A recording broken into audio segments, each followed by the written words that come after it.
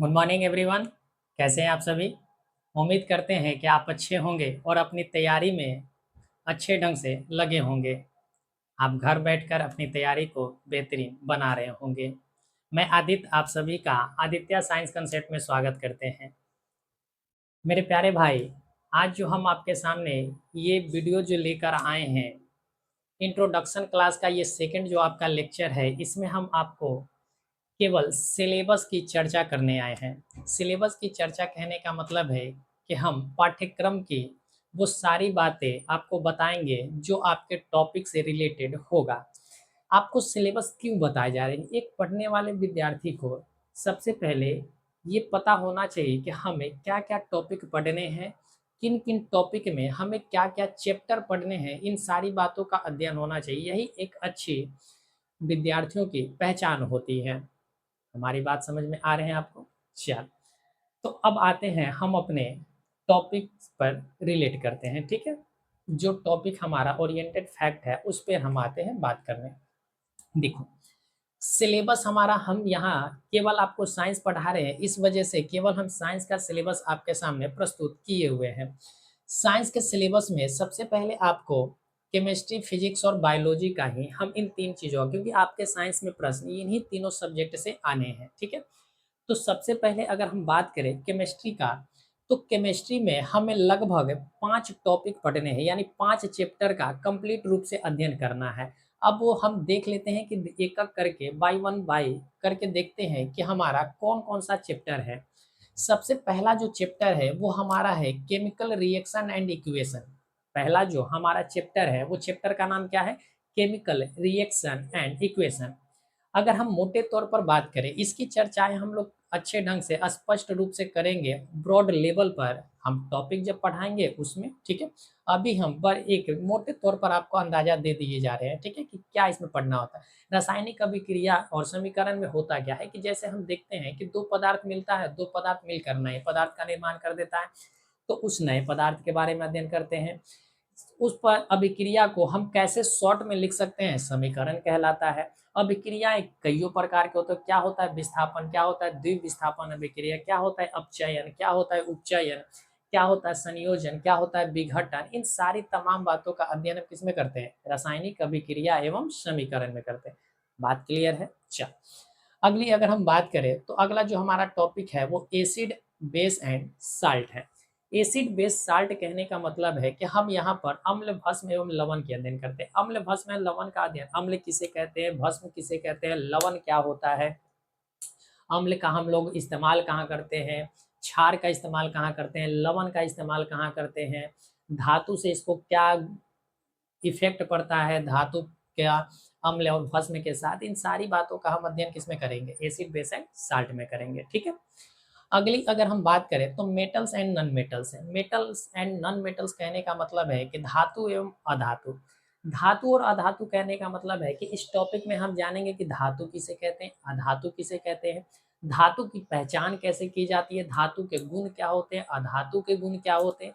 इन सभी बातों का हम अध्ययन किसमें करते हैं? मेटल्स एंड नॉन मेटल्स में करते हैं। अगली अगर हम बात करें तो अगला जो हमारा चैप्टर होगा वो कार्बन एंड इट्स कंपाउंड होंगे। कार्बन एंड इट्स कंपाउंड कहने का मतलब है कार्बन और उससे बने हुए पदार्थ, उससे बने हुए पदार्थ। जैसे अगर हम बात करें तो आप हीरा, हीरा क्या है? कार्बन है। कार्बन किसे कहते हैं? कार्बन का अपरूप क्या होता है? कार्बन के जो स्ट्रक्चर होते हैं वो कैसे होते हैं? इसी में हम जानेंगे अल्कोहल क्या होता है, यानी एल्कोहल में मेथनॉल क्या होता है, प्रोपेनॉल क्या होता है, ब्यूटेनॉल क्या होता है, उसके रासायनिक सूत्र क्या होते हैं, उसके स्ट्रक्चर क्या होते हैं, बेंजीन क्या होता है। इन सारी तमाम बातों का अध्ययन किसमें करते हैं? कार्बन एंड इट्स कंपाउंड में। उम्मीद करते हैं आपको अच्छे ढंग से समझ में आ रहे होंगे, ठीक है? अगली अगर हम बात करें तो अगला जो हमारा टॉपिक है पीरियोडिक और classification of elements. Periodic classification of elements कहने का मतलब है कि तत्वों का आवर्ती वर्गीकरण है। तत्वों का आवर्ती वर्गीकरण में हम इसमें पढ़ना क्या होता है कि जैसे तत्व कितने हैं, ठीक है? इस तत्व को कैसे पढ़ने के लिए सरल बनाया गया, किन्होंने पहला प्रयास किया, क्या न्यूलैंड्स का नियम है, क्या डेवोरेनर का नियम है, क्या मोज़ले का नियम है। सबसे पहले हम पीरियोडिक टेबल की खोज किसने किया, पीरियोडिक टेबल बनाने का प्रयास किसने किया, इन सारी बातों का हम अध्ययन किस में करेंगे? पीरियोडिक क्लासिफिकेशन ऑफ एलिमेंट्स में करेंगे। तो ये हमारा केमिस्ट्री का सिलेबस है। केमिस्ट्री में हमें इन्हीं 5 चैप्टर का अध्ययन विस्तृत रूप से करने हैं और हमारा आपसे वादा है कि इनकी हम कंप्लीट आपको सिलेबस करवाएँगे। आपको डरने की कोई आवश्यकता नहीं है, आपको कहीं भी जाने की आवश्यकता नहीं है, ठीक है? अगली अगर हम बात करें फिजिक्स का, तो फिजिक्स में हमें क्या पढ़ना है?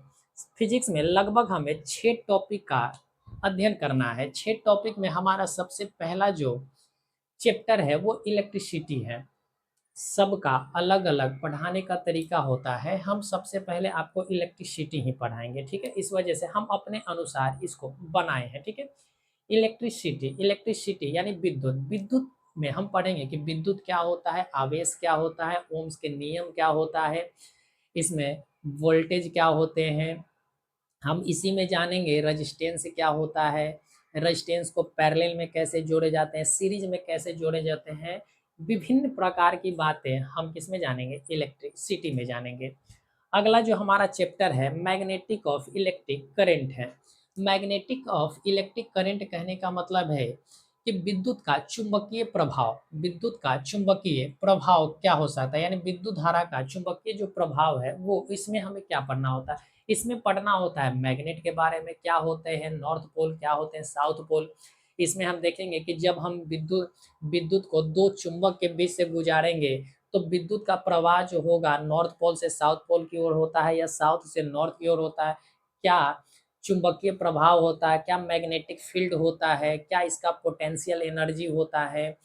इसी में हम जानेंगे कि फ्लेमिंग्स के बाएं हाथ का नियम क्या है, दाएं हाथ का नियम क्या है, मैक्सवेल का नियम क्या है। इन सभी बातों का विस्तृत रूप से अध्ययन हम किसमें करेंगे? तो हमारा चैप्टर जो सेकंड है magnetic effect of electric currents में, ठीक है? अगली हम बात करें तो सोर्स ऑफ एनर्जी है। अगला जो हमारा चैप्टर है वो क्या है? Source of energy. बोलो मेरे छोटे भाई, क्या आपको समझ में आ रहा है? बोलो मेरे भाई-बहन, क्या आपको इन सारी बातों जो आपको समझाए जा रहे हैं वो समझ में आ रही है या नहीं आ रहे? आ रहे हैं? बिल्कुल? चल, अच्छी बात है अगर आ रहा है तो। तो अगली जो हमारा है चैप्टर वो क्या है? Source of energy. Source of energy कहने का मतलब है ऊर्जा का स्रोत, ठीक है? यानी हमें ऊर्जा किस-किस माध्यम से मिलता है, जैसे हमें सूर्य से ऊर्जा मिल रहा है, वो भी एक ऊर्जा का स्रोत है। हम कोयला से ऊर्जा लेते हैं, तो वो भी एक स्रोत है। हम पेट्रोलियम से ऊर्जा लेते हैं, वो भी एक स्रोत है। हम गैस से ऊर्जा लेते हैं, वो भी एक स्रोत है। आप बिजली बनाते हो, वो भी एक ऊर्जा का स्रोत है। पानी क्या है? ऊर्जा का स्रोत है। तो इन सारी बातों का कैसे हम ऊर्जा का रूपांतरण करते हैं, कैसे ऊर्जा को हम संरक्षित कर सकते हैं, बचा सकते हैं, इन सारी बातों का अध्ययन हम किसमें करेंगे? सोर्स ऑफ एनर्जी में करेंगे, ठीक है? चल अगला अगर हम बात करें तो अगला जो आपका चैप्टर है वो है रिफ्लेक्शन ऑफ लाइट। रिफ्लेक्शन और लाइट कहने का मतलब है कि प्रकाश का परावर्तन। प्रकाश का परावर्तन कहने क में इसमें हम क्या पढ़ सकते हैं, ठीक है? इसमें हमें पढ़ना होता है कि दर्पण क्या है, लेंस क्या है, यानी क्या होते हैं उत्तल दर्पण, उसके प्रॉपर्टीज क्या होते हैं, अवतल दर्पण का प्रॉपर्टीज क्या होता है, समतल दर्पण का प्रॉपर्टीज क्या होता है, लेंस का फॉर्मूला क्या होता है, लेंस के प्रॉपर्टीज क्या होते हैं, कहाँ इमेज बनता है, कहाँ इमेज नहीं बनता है, क्या वर्चुअल इमेज होता है, क्या रियल इमेज होता है, इमेज बड़ा बनेगा, छोटा बनेगा। इन सारी बातों का अध्ययन हम किसमें करते हैं? रिफ्लेक्शन ऑफ लाइट में करते हैं। प्रकाश के स्रोत क्या है, प्रकाश किस प्रकार का ऊर्जा है, प्रकाश पुंज क्या होता है, इन सभी बातों का अध्ययन मेरे भाई-बहन किसमें करना होता है? तो रिफ्लेक्शन ऑफ लाइट में करना होता है। बोलो कोई समस्या तुम्हें हो रही है? क्या तुम्हें सिलेबस समझ में आ रहा है कि हमें क्या-क्या पढ़ना होता है? उम्मीद करते हैं कि तुम्हें समझ में आ रहे होंगे, ठीक है? चल, अगली अगर हम बात करें, तो अगला जो हमारा है चैप्टर वो है refraction of light. Refraction of light कहने का मतलब है कि प्रकाश का अपवर्तन। क्या है? प्रकाश का अपवर्तन। प्रकाश के अपवर्तन में हमें क्या पढ़ना होता है? इसी में हम पढ़ेंगे कि सूर्य के पहले सूर्य लाल क्यों, यानी सूर्यास्त के पहले सूर्य लाल क्यों दिखाई देता है, सूर्योदय के पहले लाल क्यों दिखा देता है, हमें वर्षा जब होता है तो बरसात के बाद हमें रेनबो बनते हुए दिखाई देते हैं, तो रेनबो का यहाँ हम चर्चा करते हैं। हम इसी में चर्चा करते हैं कि प्रकाश जो है, जैसे तारे हैं, तारे हमें क्यों टिमटिमाते हुए दिखाई देते हैं, ग्रह का अपना ग्रह किसके माध्यम से चमकते हुए दिखाई देता है, और अगर हम बात करें तो जैसे होता है कि नदी में आप क्या कर दिए, मछली है, तो नदी में मछली है तो वो वास्तविक ऊँचाई से ऊपर दिखाई देता है। हम पानी में अगर छड़ी डालते हैं तो छड़ी टेढ़ी हुई हमें मुड़ी हुई दिखाई दे पड़ती है। सिक्का को हम बाल्टी में पानी में रखे रहते हैं तो वो वास्तविक ऊँचाई से ऊपर दिखाई देते हैं। इन सारे क्या सघन माध्यम है, क्या विरल माध्यम है, इन सभी बातों का अध्ययन हम किसमें करते हैं? रिफ्रैक्शन ऑफ लाइट में करते हैं। तो मुझे नहीं लगता कि आपको इन सारी बातों में कोई भी समस्या हो रही होगी, ठीक है? अगली अगर हम बात करें, तो अगला जो हमारा चैप्टर है the human I and colourful world. अब इसमें हम यानी इसका मतलब है कि मानव नेत्र एवं रंग-बिरंगी दुनिया, इसमें क्या पढ़ना होता है? देखो, इसमें हम पढ़ेंगे नेत्र के बारे में। नेत्र के बारे में पढ़ेंगे कि नेत्र में कौन-सी द्रव भरी होती है, नेत्र में हमें कौन से लेंस होते हैं, क्या पुतली होता है, क्या कॉर्निया होता है, हम किसको दान करते हैं, क्या इसके ऑप्टिक्स नर्व होते हैं, इसमें कितने प्रकार के नर्व्स पाए जाते हैं, इन सभी बातों की चर्चा जो है हम किसमें करते हैं? मानव नेत्र में। और मानव नेत्र के माध्यम से ही हमें रंग-बिरंगी दुनियाएँ दिखाई देती हैं, तो उसके कुछ हम लोग फैक्ट भी जानेंगे। तो ये हमारा फिजिक्स का क्या है? 6 चैप्टर पढ़ने हैं, ठीक है? पहला क्या है? इलेक्ट्रिसिटी है, सेकंड क्या है? Magnetic effect of electric current है, थर्ड नंबर बात करें तो सोर्स ऑफ एनर्जी है, फोर्थ चैप्टर की बात करें रिफ्लेक्शन ऑफ लाइट है, फिफ्थ चैप्टर की बात करें रिफ्रैक्शन ऑफ लाइट है, और सिक्स चैप्टर की बात करें तो the human I and colourful world है, ठीक है? तो तुम्हें ये बातें समझ में आ गए होंगे। बोलो, कोई समस्या है इसमें? अब तो हमें नहीं लगता कि मेरे भाई-बहन, छोटे भाई-बहन, बंधु को कोई भी समस्या हो रहा होगा। बोलो, अगर फिर भी तुम्हें समस्या हो रहा होगा तो कमेंट बॉक्स में लिख देना, ठीक है? हमारा एक प्यारा-सा भाई है, एक छोटा-सा भाई है, जो बहुत दिन से कमेंट कर रहा है कि सर रासायनिक अभिक्रिया कंप्लीट करवा दीजिए। मेरे भाई, तुमसे हम क्षमा माँगते हैं कि हम तुम्हारी बात को हम समझ रहे थे, आपकी परेशानी को हम दूर करना चाह रहे थे, लेकिन हमें कुछ वक़्त लग रहा था, क्योंकि हमारे पास नेट उतने बेहतर ढंग से नहीं चल पा रहे थे, ठीक है? दूसरा ये भी कारण था कि हमारे हेल्थ भी उतने प्रॉपर ढंग से नहीं रह पा रहे थे, सही ढंग से हम भी नहीं थे। और भी अगर तीसरा कारण बताएँ तो हम कॉम्पिटिशन पढ़ा रहे थे, आप 10th बोर्ड के पढ़ रहे वाले शायद विद्यार्थी थे। इस वजह से आपकी बातों को हम आप अपनी बातों को आज हम आपके सामने रखे हैं, ठीक है? आपकी जो दुःख था, आपकी जो पीड़ा थी, वो हमने दूर करने का 100% प्रयास किया है, ठीक है? थोड़ा-सा वक़्त लगा है, वक़्त है, ठीक है? आपको वक़्त के साथ हर चीज़ आपको मिलेंगे, आप पैनिक ना हो, ठीक है? आप बिल्कुल पैनिक ना हो, आपको जो वादा आपका बड़ा भाई आपसे किया है, ये आपका बड़ा भाई मरते दम तक इस वादा को पूरा करेगा, ठीक है? आप कोई भी इसमें क्या नहीं करेंगे, कोई भी दुविधा इसमें नहीं होना चाहिए, ठीक है? चल, अगले हम अपने आते हैं टॉपिक पर, ठीक है? अगला जो हमारा सब्जेक्ट है बायोलॉजी। बायोलॉजी में हमें क्या पढ़ना है? देखो, सब बायोलॉजी में अगर हम बात करें तो बायोलॉजी में सबसे पहला जो हमारा चैप्टर है, वो है chapter life process. Life process का मतलब है कि जैव प्रक्रम। जैव प्रक्रम का मतलब है जीवन की प्रक्रिया। जीवन की प्रक्रिया में हम जानेंगे कि क्या सजीव होता है, क्या निर्जीव होते हैं, कैसे मानव उत्सर्जन करता है, कैसे किसी चीज़ का अवशोषण करता है, कैसे मानव साँस लेता है। यानी इसी में हम जानेंगे, रेस्पिरेटरी सिस्टम को भी जानेंगे, इसी में जानेंगे कि हार्ट बीट क्या होता है, हार्ट के बारे में, हार्ट के फंक्शन के बारे में जानेंगे, इसी में हम लोग डाइजेस्टिव सिस्टम के बारे में भी जानेंगे। इन तमाम बातों की चर्चा हम किसमें करेंगे? इसी में हम जानेंगे न्यूट्रिशन क्या होता है, यानी पोषण क्या होता है, पोषण कितने तरीका के होते हैं, जीव कितने तरीका होते हैं, क्या हेटेरोट्रॉफिक होता है, क्या होमोट्रॉफिक होता है, क्या हेटेरोजीनियस होता है, क्या होमोजीनियस होता है, इन सारी बातों को, क्या परजीवी, क्या, यानी हम कुछ बातें इंग्लिश में बोल रहे हैं तो कुछ बातें हिंदी में बोल रहे हैं, ताकि बाइलिंगुअल बताने का हमारा पर्पस है कि आप दोनों भाषाओं में समझ सकते हो, ठीक है? परजीवी क्या होता है, सहजीवी क्या होता है, इन सारी बातों का हम अध्ययन किसमें करेंगे? लाइफ प्रोसेस में करेंगे, यानी जैव प्रक्रिया में करेंगे। अगला जो हमारा चैप्टर है वो है हमारा control and coordination. Control and coordination कहने का मतलब है कि जीव नियंत्रण एवं समन्वय। नियंत्रण एवं समन्वय, आप जानते हैं कि जैसे हम जिस जीव मंडल में रहते हैं, सबका भागीदारी है इस जीव मंडल को बनाए रखने में। सब जीवों का भागीदारी है, चाहे वो छोटे से छोटे जीव हो या बड़े से बड़े जीव। यानी जितना आपका भागीदार है, यानी आप मनुष्य हो के जितने भागीदार हैं इस जैव मंडल को बनाए रखने में, उतना ही जिम्मेदार, उतना ही उसका भी भागीदारी है जो बड़े जानवर हैं, जैसे हम हाथी का भी। यानी दोनों का सहभागिता समान रूप से है और एक दूसरे से हम लोग क्या करके रह रहे हैं, रिलेट करके रह रहे हैं। जैसे अगर हम एग्जाम्पल की बात करें, तो आप देखते हो कि कीड़े-मकोड़े बरसात के दिनों में अधिक हो जाते हैं, ठीक है? तो उस कीड़े-मकोड़े को कंट्रोल कौन कर रहा है? तो कहोगे कि जो रेप्टाइल्स होते हैं या उभयचर होते हैं, जैसे आप देखो मेढक देखो, मेढक क्या होता है? आप देखे होंगे कि बरसात के दिनों में मेढक क्या होता है? कीड़े खाते हैं। अगर कीड़ा उसको ना खाए तो उसकी जनसंख्या ज़्यादा हो जाएगी, उसकी जनसंख्या क्या हो जाएगी? ज़्यादा हो जाएगी, तो फिर वो क्या हो जाएँगे? हमारे लिए हार्मफुल हो जाएगा, सभी जीव के लिए क्या हो? हार्मफुल। तो वो एक तरह से क्या बना के रख रहा है, कंट्रोल कर रहा है, वो क्या कर रहा है? बढ़ती हुई आबादी को कंट्रोल कर रहा है। अब जैसे मानव है, मानव अगर जीवित ही हमेशा रहता, ठीक है? तो मानव की जनसंख्या हर जगह हो जाती, ठीक है? मानव हर जगह हस्तक्षेप करता, हर जगह हस्तक्षेप करता तो दूसरे जीव जी नहीं पाते, ठीक है? तो इस तरीक़ा से जो हम इन सारी बातों का अध्ययन करेंगे, किसमें करेंगे? कंट्रोल एंड कोऑर्डिनेशन में करेंगे, ठीक है? थर्ड नंबर जो हमारा है चैप्टर, वो है हाउ डू ऑर्गेनिज्म रिप्रोड्यूस। यानी कोई भी जीव जो है वो जनन कैसे करते हैं, यानी अपने जैसे संतान की उत्पत्ति करना, ठीक है? जैसे आप देखे होंगे आपका जो जन्म हुआ होगा, ठीक है? तो आपका जन्म आपके माता-पिता के माध्यम से हुआ, ठीक है? तो आपका जो जन्म हुआ है माता-पिता के माध्यम से, तो कुछ गुण जो होंगे आपके माता-पिता से मिलते होंगे, ठीक है? काफ़ी हद तक आपके गुण जो होंगे वो माता-पिता से मिलता होगा, ठीक है? माता-पिता जो है आप सुने होंगे कि वंश को बढ़ाना है, क्या बनाना? वंश को बढ़ाना है। ये वंश बढ़ाने का मतलब क्या है?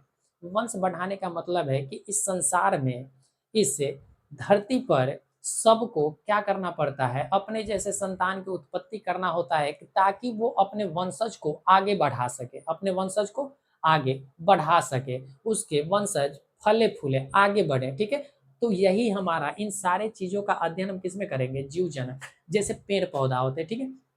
पेड़-पौधे में भी रिप्रोडक्शन होता है, यानी प्रजनन की क्रिया पेड़-पौधे में भी होते हैं, जंतुओं में भी होते हैं। कैसे बैक्टीरिया जनन करता है, कैसे मानव जनन करते हैं। मानव जनन में पुरुष का क्या होता है जनन ग्रंथि, क्या होता है महिला के जनन ग्रंथि, क्या होते हैं फीमेल रिप्रोडक्टिव सिस्टम, यानी महिला जनन तंत्र क्या होता है, पुरुष जनन तंत्र क्या होता है, इन सारी बातों का जो हम अध्ययन करते हैं, किसमें करते हैं? जीव जनन कैसे करते हैं, यानी हाउ डू ऑर्गेनिज्म रिप्रोड्यूस। हमारी बात आपको स्पष्ट है? ठीक है?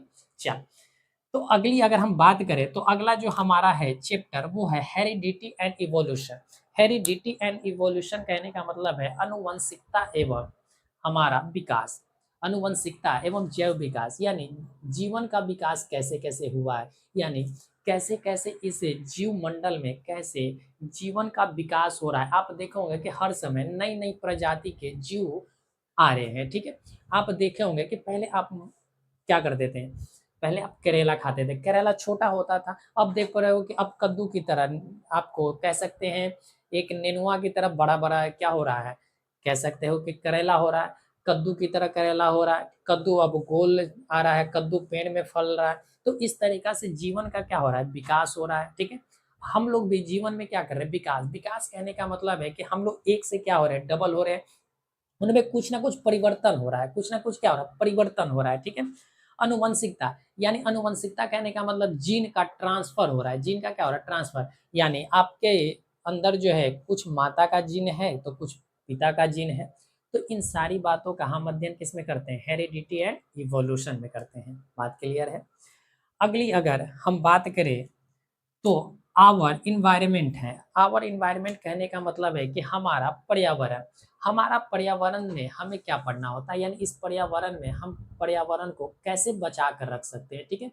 हम एक ही चीज़ को बार-बार कैसे यूज़ कर सकते हैं। आप जानते हो जैसे कॉपी किताब पढ़ रहे हो आप, तो कॉपी किताब किससे बन रहा है? पेड़-पौधे से बन रहा है, तो पर्यावरण को उसको सुरक्षित रखना है। अगर ज़्यादा पेड़-पौधे के करेंगे कटाई, तो हमारे लिए क्या होगा? बहुत समस्या होगा, डिफ़ॉरेस्टेशन ज़्यादा होगा, भूस्खलन होगा, भूस्खलन होगा, हीट बढ़ेगा तो हिम पिघलेंगे। इन सारी बातों का अध्ययन हम किसमें करते हैं? हमारा पर्यावरण में करते हैं, ठीक है?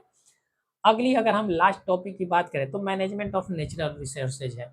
मैनेजमेंट ऑफ नेचुरल रिसोर्सेज कहने का मतलब है कि हमारा जो प्राकृतिक पदार्थ है, प्राकृतिक जो हमारा संसाधन है, उसका हम कैसे मैनेजमेंट कर सकते हैं, ठीक है।